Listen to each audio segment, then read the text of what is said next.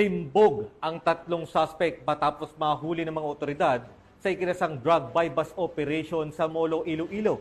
At nasamsam naman mula rito ang mahigit 500,000 pisong halaga ng shabu.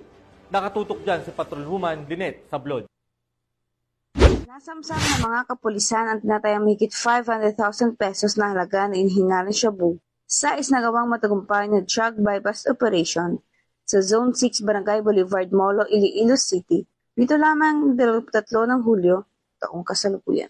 Kinilala ang mga naaresto na sina alias Brando, 41 taong gulang, alias John Mark, 24 na taong gulang, at si alias Josette, 50 taong gulang, pawang mga residente na naturang lugar. Ayon kay Police Captain Rocky Jimeno III, officer in charge ng City Drug Enforcement Unit, unang nabilhan si Brando ng isang sachet na inihinalang shabu gamit ang 10,000 pesos na marked money.